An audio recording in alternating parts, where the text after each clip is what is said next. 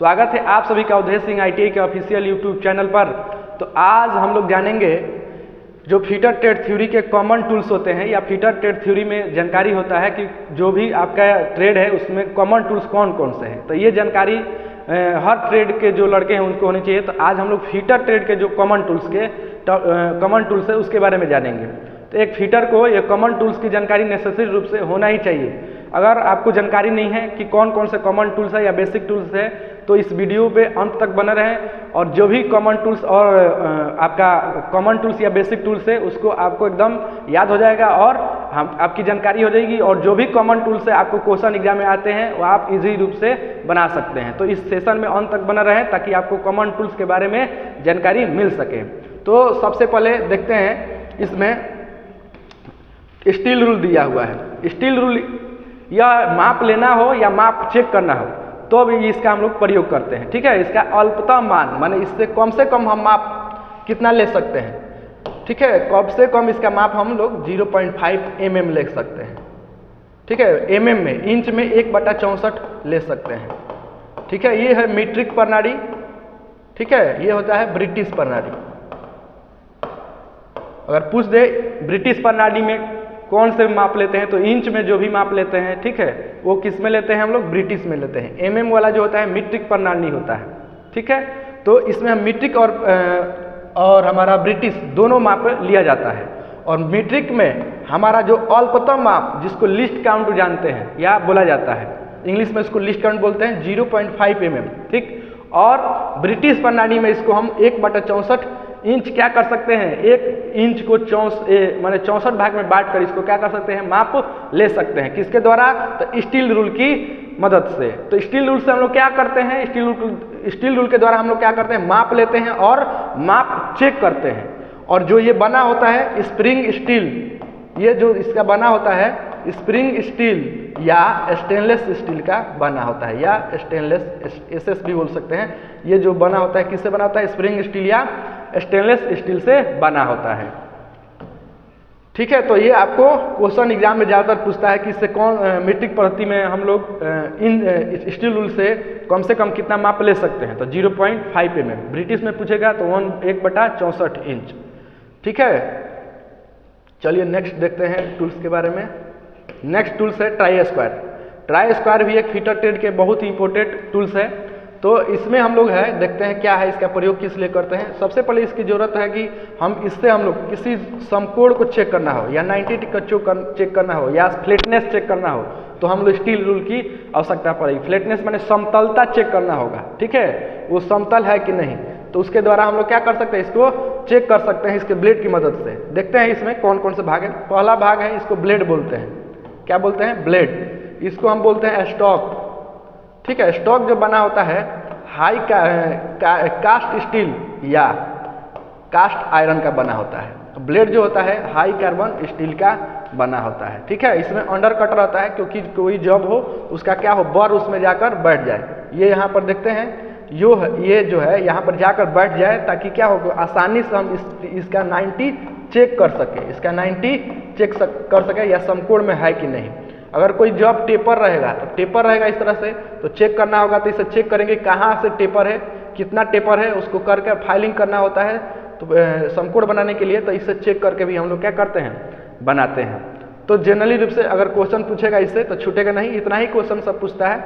और भी देख लीजिए इसका ट्राई स्क्वायर का जो लंबाई कहाँ से लिया जाता है, तो ब्लेड की जितनी लंबाई रहेगी वहीं ट्राई स्क्वायर की क्या हो जाती है, लंबाई हो जाती है। ठीक है, जो ब्लेड की लंबाई होगी वहीं क्या हो जाएगा, ब्लेड की जो लंबाई होगी वही ट्राई स्क्वायर का क्या होता है, लंबाई होता है। तो ये जो होता है 300 mm से लेकर 350 mm तक, 100 mm से लेकर 300 mm के बीच में क्या होता है, ये पाया जाता है। जनरली रूप से 100 mm और 150 mm का हम लोग प्रयोग ज़्यादातर करते हैं।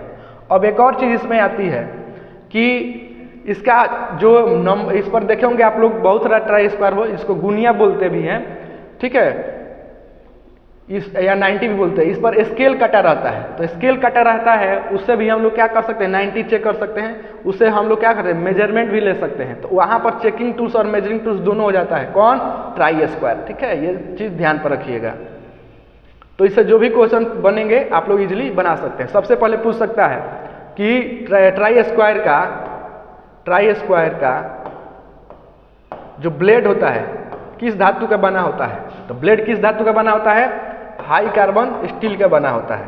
ठीक है, हाई कार्बन स्टील का बना होता है। स्टॉक इसका स्टॉक किसका बना होता है, स्टॉक किसका बना होता है, कास्ट आयरन या कास्ट स्टील या कास्ट आयरन का बना होता है। ठीक है, अब एक बात आती है high carbon steel. High carbon steel में जैसे बताए हैं कि MS steel, medium carbon steel और हाई कार्बन स्टील होता है। इसमें कार्बन की मात्रा कितनी होती है, तो मीडियम स्टील में माइल्ड स्टील में कार्बन की मात्रा कितना होती है, 0.15 to 0.3 होता है। और मीडियम कार्बन स्टील में कार्बन की मात्रा 0.3 to 0.6 होता है। हाई कार्बन स्टील में कार्बन की मात्रा 0.6 to 1.5 होता है। तो ये भी पूछ सकता है एग्जाम में, ठीक है, कि मीडियम कार्बन स्टील में कार्बन की मात्रा कितनी होती है या हाई कार्बन स्टील में कार्बन की मात्रा कितनी होती है। देखिए किसी भी धातु में कार्बन की मात्रा बढ़ेगी तो हार्डनेस उसका भी बढ़ते जाता है। ठीक है, जिस धातु में कार्बन की मात्रा बढ़ेगी और हार्ड होते जाएगी। ठीक है, तो कार्बन की मात्रा बढ़ने से आपको देख रहे हैं कि क्या है, ये धातुएं क्या होती है, हार्ड होती जाती है। तो जो इसका ट्राई स्क्वायर का जो ब्लेड होता है हाई कार्बन स्टील का बना होता है और स्टॉक जो होता है कास्ट स्टील और कास्ट आयरन का बना होता है। तो ये क्वेश्चन आपको एग्जामों में पूछेगी तो आप आराम से इस चीज को बता सकते हैं। जनरल रूप से जान लीजिए कि इसका प्रयोग किस लिए करते हैं, तो 90 चेक करने में करते हैं। इसका गुनिया बोल सकते हैं, ट्राई स्क्वायर बोल सकते हैं। ठीक है, इसका दो और भी नाम है। चलिए नेक्स्ट देखते हैं। नेक्स्ट है बाबू स्क्राइबर भी एक पर ये जो है फीटर टूल्स के लिए बहुत ही इंपॉर्टेंट टूल्स है। तो स्क्राइबर का प्रयोग हम किस लिए करते हैं, तो किसी जॉब पर मार्किंग करना होगा तब हम इसका प्रयोग करेंगे। ठीक है, ये एक प्रकार का क्या है, मार्किंग टूल्स है। यह टूल स्टील या हाई कार्बन स्टील का बना होता है। ये किसका बना होता है, टूल स्टील या हाई कार्बन स्टील का बना होता है। ठीक है, अगर किसी धातु पर ये हार्ड नहीं रहेगा तो क्या वो निशान बना पाएगा, नहीं बना पाएगा।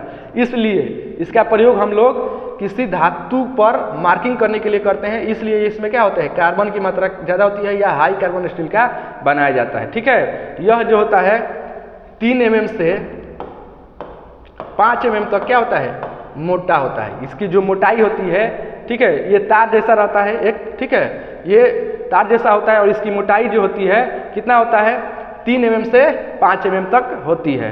अब देखिए इसका पॉइंट एंगल कितना होता है, जिससे हम लोग क्या करते हैं, निशान बनाते हैं। इसका पॉइंट एंगल कितना होता है, तो 12 डिग्री से लेकर 15 डिग्री तक होता है। क्वेश्चन बार बार ही पूछता है आपको एग्जामों में कि आपका स्क्राइबर है, स्क्राइबर जो है उसका पॉइंट एंगल कितना होता है, तो 12 डिग्री से कितना, 15 डिग्री होता है। ठीक है, अब और एक क्वेश्चन आता है इससे कि इसको झुकाकर, मतलब कितने डिग्री पर झुकाकर इसको हम लोग क्या कर सकते हैं, मार्किंग कर सकते हैं।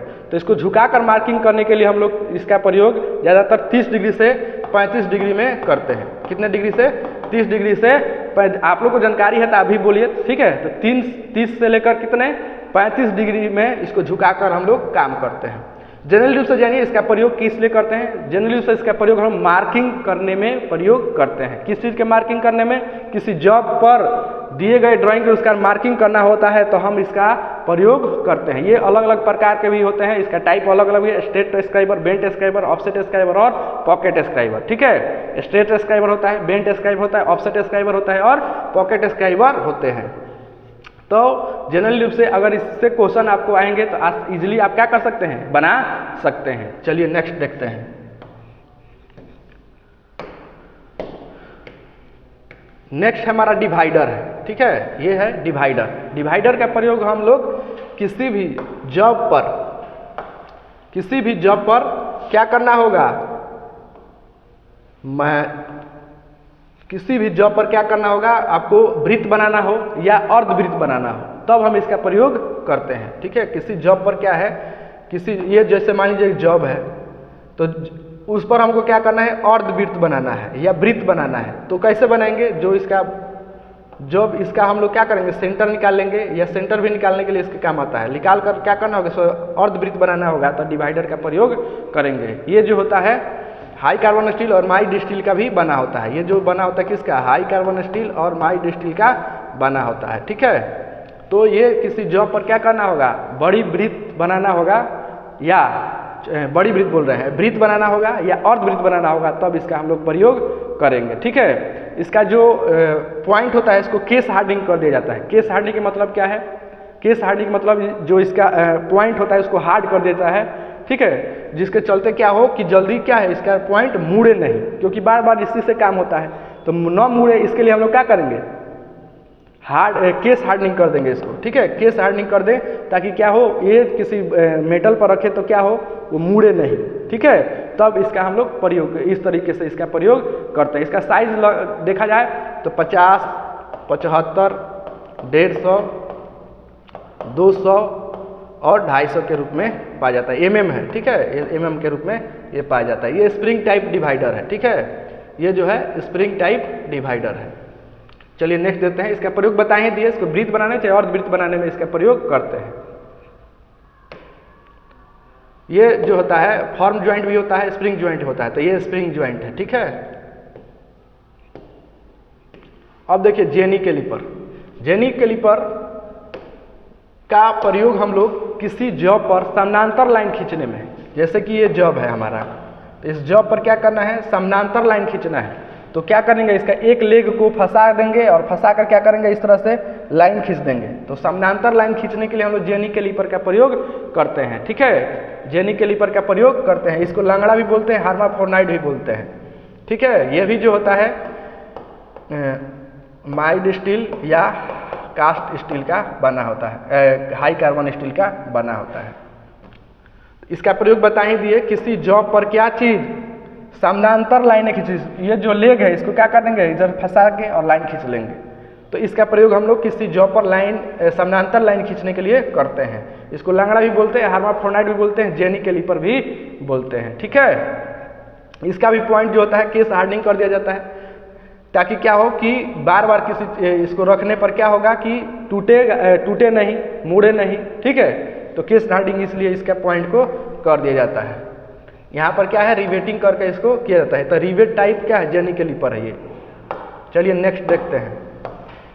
नेक्स्ट है हमारा आउटसाइड कैलिपर। आउटसाइड कैलिपर का प्रयोग हम किसी भी आउटर डाया चेक करने के लिए, किसी जॉब का आउटर डाया जो है उसको चेक करने के लिए प्रयोग करते हैं। किसी जॉब का, कोई भी जॉब है, जैसे मान लीजिए कोई गोलाकार जॉब है, इसको हम लोग क्या करना है, ऊपर वाला इसका हमको जो डायमीटर चेक करना है कितना मोटाई का है। तो इसके लिए हम आउटसाइड कैलिपर का प्रयोग करेंगे। ये भी जो होता है माइल्ड स्टील और हाई कार्बन स्टील का बना होता है। ये भी स्प्रिंग टाइप क्या है हमारा, आउटसाइड कैलिपर है। जनरली रूप से देखा जाए इसमें 4 प्रकार होते हैं। एक डिवाइडर होता है, ठीक है, उसके बाद क्या है कैलिपर, जेनी कैलिपर होता है, उसके बाद आउटसाइड कैलिपर होता है, आउटसाइड कैलिपर, उसके बाद इनसाइड कैलिपर। ये सब एक चारों जो है एक ही टाइप सा होता है। ठीक है, लेकिन इसका प्रयोग हम लोग किसी जॉब पर मार्किंग करना हो, माने अगर आपका डिवाइडर है तो मार्किंग करने के लिए आता है, या किसी जॉब को क्या करना है कि जैसे बोला जाता है उसको अप्रत्यक्ष माप लेने के लिए, माने इनडायरेक्ट मेजरमेंट करने के लिए हम लोग उसका अच्छा जो भी ये सब है जो इनडायरेक्ट मेजरमेंट करने में उपयोग होता है। तो जेनी कैलिपर, आउटसाइड कैलिपर जो होता है किसी जॉब का आउटर डाया चेक करने में प्रयोग किया जाता है। ठीक है, नेक्स्ट देखते हैं। आउटर डाया मतलब समझ में आता है ना, बाहरी व्यास, बाहरी व्यास चेक करने में किया जाता है।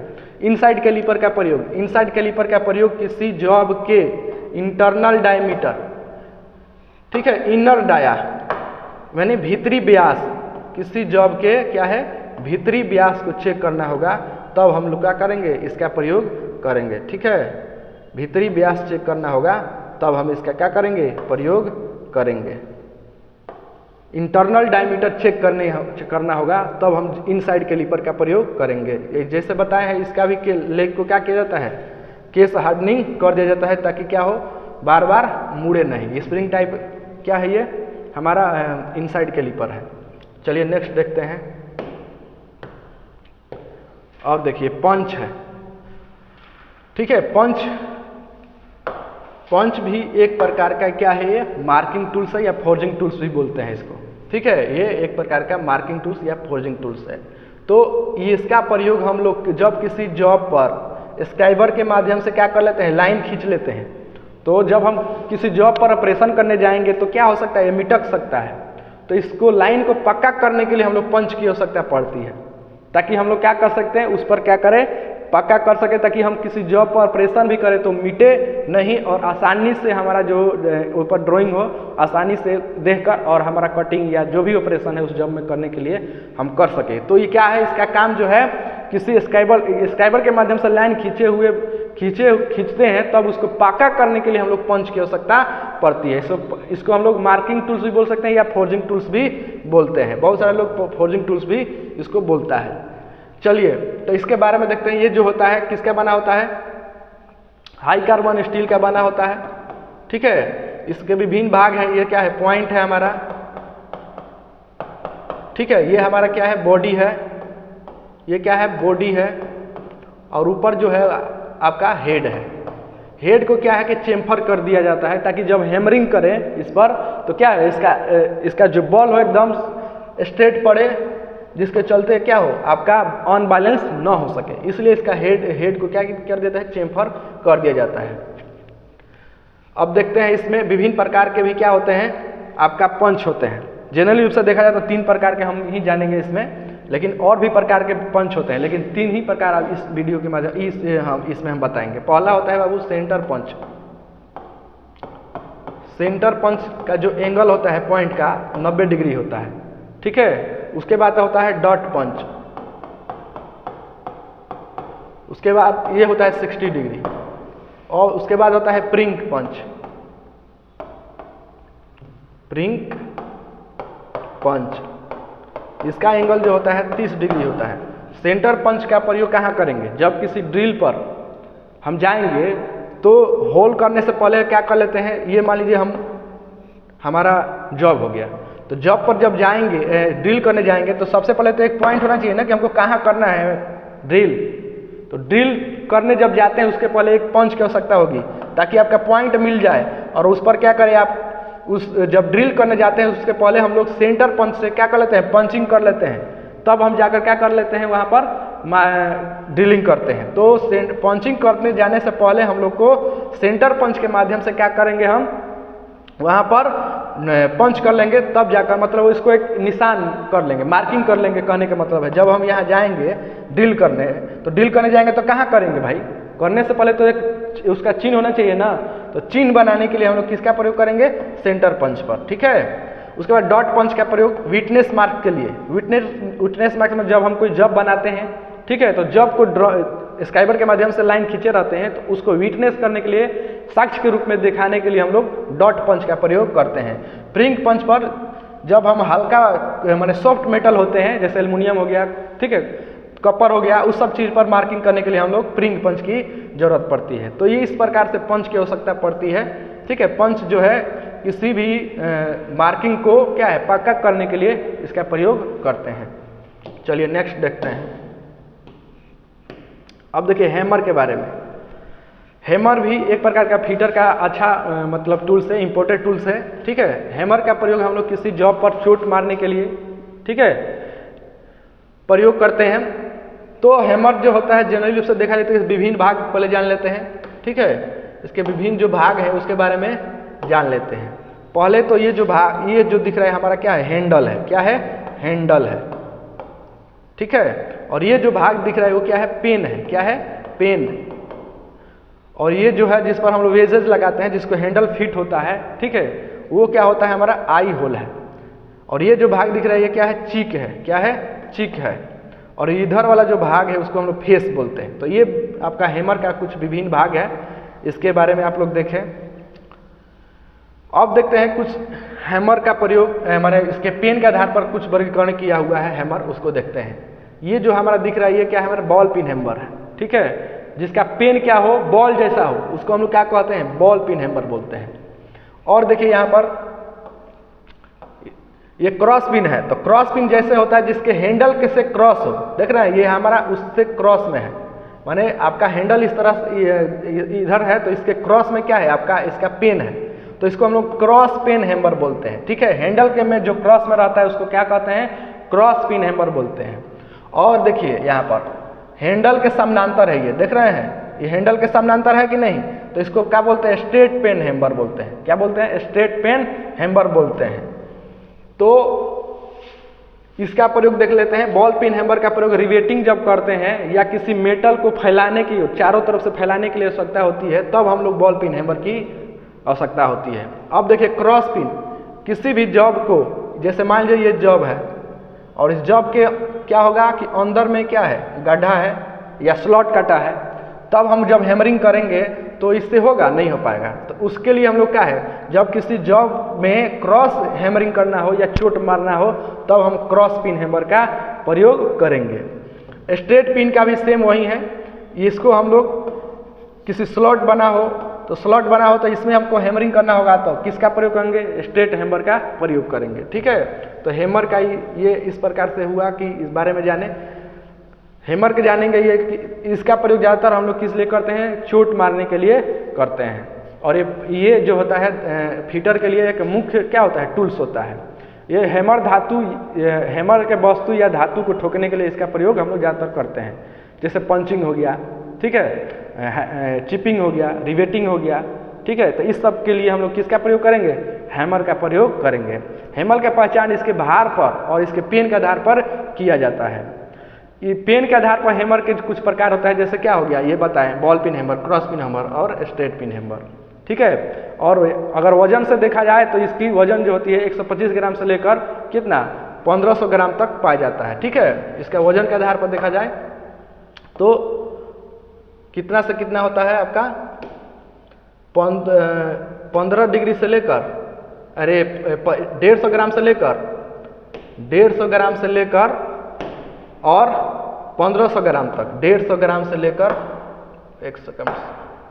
15 माने 150 ग्राम से लेकर 1500 ग्राम को पाया जाता है। ठीक है, तो ये वजन के हिसाब से हो गया और ये पेन के आधार पर हो गया। तो माने हैमर को हम लोग दो आधार पर बांटते हैं, एक वजन के आधार पर और एक इसके पेन के आधार पर। ठीक है, तो पेन हमारा ये हो जाएगा, ठीक है, ये हो जाएगा, ये हमारा फेस है। ठीक है, तो इधर अगर दो आधार पर वर्गीकरण किया जाता है, किसके, वजन के आधार पर और इसके पेन के आधार पर।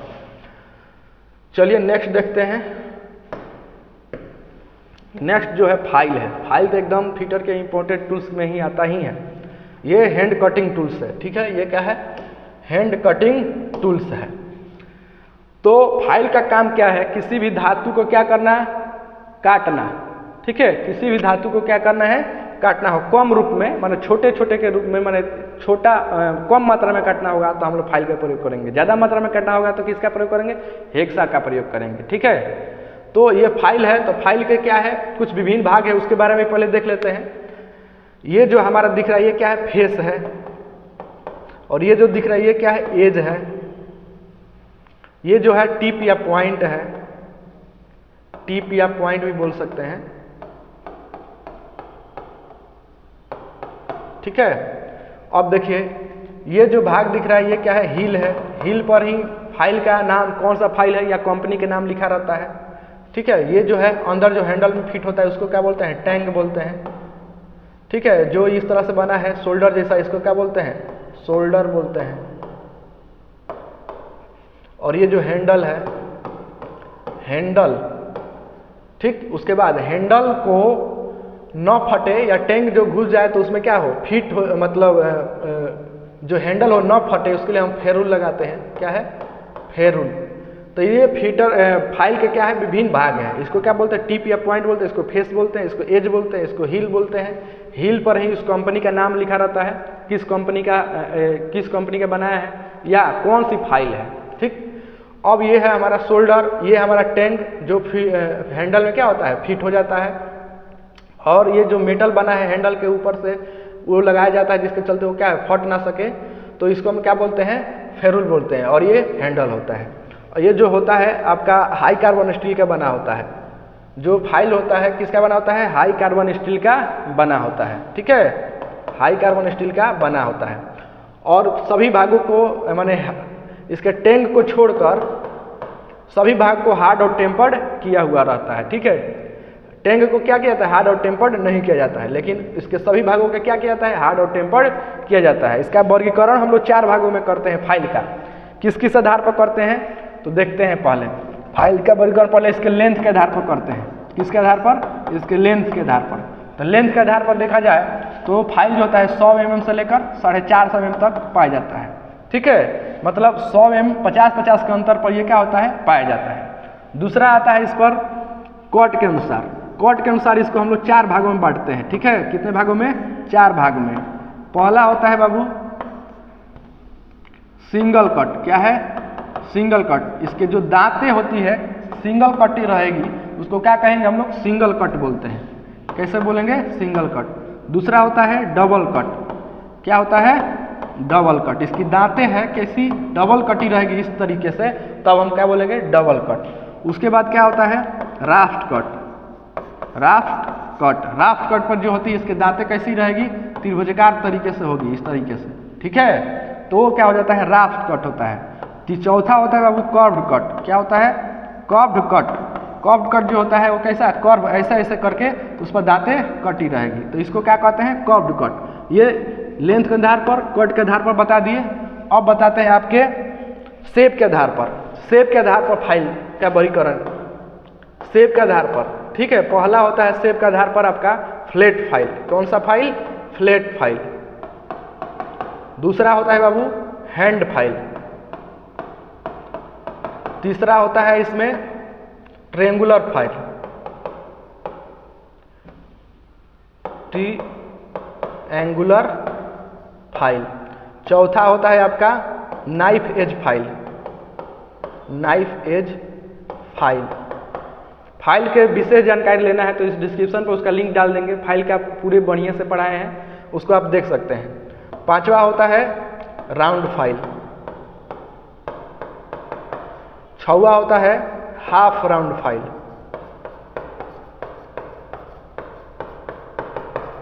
सातवां होता है स्क्वायर फाइल। तो ये हमारा किसके, शेप के आधार पर वर्गीकरण किया गया है। और लास्ट होता है इसके ग्रेड के आधार पर। तो ग्रेड के आधार पर मतलब क्या है, दांतों की संख्या 1 इंच में या 10 mm में बीच में कितना दांतें बनी हैं उसके आधार पर वर्गीकरण किया गया है। तो पहला होता है बाबू इसमें रफ कट, रफ फाइल। क्या बोलते हैं, रफ फाइल। दूसरा होता है वास्टर्ड फाइल, वास्टर्ड। तीसरा होता है आपका single cut file, second cut, sorry बोलते हैं सेकेंड कट। अब कट के आधार पर इसको बहुत कुछ कंफ्यूजन होता है लोगों को। सेकेंड कट फाइल को आप कट के आधार पर नहीं वर्गीकरण करना है। ठीक है, ये जो होता है किसके आधार पर होता है, ग्रेड के आधार पर होता है। चौथा होता है बाबू स्मूथ फाइल, स्मूथ फाइल। और पांचवा होता है बाबू डेड स्मूथ फाइल। कौन सा फाइल, डेड स्मूथ फाइल। तो ये जो होता है फाइल का वर्गीकरण 4 भागों में किया जाता है। पहला कौन कौन सा है, पहला हम किसके आधार पर करते हैं, तो हम किसके आधार पर करते हैं, एक सेकेंड, सॉरी कहाँ थे, यहाँ पर थे, ये तो हो गया। किसके आधार पर करते हैं, किस किस आधार पर, पहला बता ही दिए थे। इसका वर्गीकरण हम लोग पहला जो था किसके, लेंथ के आधार पर। दूसरा हम लोग कट के आधार पर। तीसरा इसके शेप के आधार पर, शेप माने जैसे ट्रायंगुलर शेप हो जाता है, और भी जो भी 7 प्रकार के बता ही दिए। और 6 होता है ग्रेड के आधार पर। तो इस तरीके से इसको बांटा जाता है। ठीक है, तो ये हमारा क्या है कि फाइल का प्रयोग हम किसी धातु को क्या है, काटने के लिए करते हैं। चलिए नेक्स्ट देखते हैं, हेक्सा। हेक्सा भी एक प्रकार के क्या है, हमारा मुख्य टूल्स के रूप में आता है। ठीक है, पहले इसके विभिन्न भागों के बारे में जानते हैं, कौन क्या है। पहले ये जो है इसको क्या बोलते हैं, फ्रेम बोलते हैं। क्या बोलते हैं, फ्रेम बोलते हैं। क्या बोलते हैं, फ्रेम। इसको क्या बोलते हैं, हैंडल बोलते हैं। इसको क्या बोलते हैं, ब्लेड बोलते हैं। क्या बोलते हैं, ब्लेड। ठीक, और इसमें क्या होता है हमारा, ये एडजस्टेबल स्टड होता है, जो क्या होता है आगे पीछे होता है और टाइट करने के लिए में मदद करता है। एक होता है फिक्स स्टड। क्या होता है? फिक्स्ड स्टड, जिसमें हम लोग क्या करते हैं, अपने ब्लेड को लगाते हैं। इसमें होता है पिन, ठीक है, और एक होता है पिन होल भी होता है। तो ये क्या है, आपके हेक्सा का क्या है, विभिन्न भाग हो गए, ठीक है, ये आपका विभिन्न भाग हो गए। फीटर का क्या है, एक मुख्य टूल्स है, और ये इसको अगर बोला जाए तो क्या बोल सकते हैं, हैंड कटिंग टूल्स भी बोला जा सकता है। इसका प्रयोग धातु को अलग अलग करने या धातु को काटने के लिए प्रयोग किया जाता है, ठीक है। इसका विभिन्न भाग होते हैं जो हम अभी बता चुके हैं, जैसे कि फ्रेम हो गया, हैंडल हो गया, ब्लेड हो गया। लेकिन ब्लेड को फिट करने के लिए क्या होता है, यहाँ पर मूवेबल स्टैंड होता है, एक होता है फिक्स्ड स्टड होता है, ठीक है, पिन भी रहता है, पिन होल भी रहता है। तो ये जो होता है इसका आपका विभिन्न भाग होता है। इसका HRC देखा जाए तो आपका 59 से कितना रहता है, किसका HRC, इसका ब्लेड का HRC, ठीक है, ये नहीं कि इसका फ्रेम का, इसका ब्लेड का HRC का 59 से 62 होता है, ठीक है। तो इसका प्रयोग हम लोग ज़्यादातर करते हैं। अब देखिए इसका क्या होता है कि इसका जो आपका फ्रेम होता है, फ्रेम माइल्ड स्टील का बना होता है, और इसका हैंडल जो होता है वुड या प्लास्टिक का बना होता है, और इसका जो ब्लेड होता है हाई कार्बन स्टील या हाई स्पीड स्टील का बना होता है। जो पावर सा होते हैं या पावर सा जो स्पीड से काटने के प्रयोग होता है, मशीनों में प्रयोग किया जाता है ब्लेड, उसको हाई स्पीड स्टील का बनाया जाता है, ठीक है। इसमें देखिए कुछ पिच के आधार पर इसके दांत जो होती है पिच के आधार पर बनाया जाता है। इसे हम एक्सा के अलग से एक वीडियो बनाएंगे, लेकिन जनरली उसे कॉमन रूप में बता देते हैं। इसमें ब्लेड जो होता है कोर्स पिच होता है, ठीक है, और मीडियम पिच होता है, फाइन पिच होता है, और वेरी फाइन पिच होता है, ठीक। तो अब ये हम जो है फ्रेम के एक डिटेल से इसका वीडियो बनाएंगे। ये एक अच्छा टूल्स है या इम्पोर्टेंट चैप्टर भी है हेक्सा, तो इसके बारे में आप लोग को बताएंगे, ठीक है। चलिए इसमें हम बस देख लेते हैं और है क्या, अब नहीं है, ठीक है। इतने ही कॉमन टूल्स हैं जिसकी जानकारी फिटर को होनी चाहिए। तो आप लोगों को इस वीडियो के माध्यम से कैसा लगा या कितना सीखे, आज इस कमेंट में आके बताइए। और भी किसी टूल्स के बारे में या वीडियो बनवाना हो तो इस कमेंट में लिख कर बताइए कि सर इस टूल्स के माध्यम इस टूल्स के पर वीडियो बनाइए। और इस वीडियो में इतना ही रहने देते हैं। अगर आपको पसंद लगा होगा तो क्या करिए, लाइक करिए, और आपके दोस्त हैं तो उसको शेयर भी करिए, और अगर चैनल पर नए हैं तो सब्सक्राइब करिए, ताकि जो भी वीडियो बनाएं आपके पास नोटिफिकेशन के रूप में प्राप्त हो सके, और वीडियो से आप देखकर आपको जानकारी प्राप्त हो सके, ठीक है। चलिए इस वीडियो में इतना ही रहने देते हैं। धन्यवाद।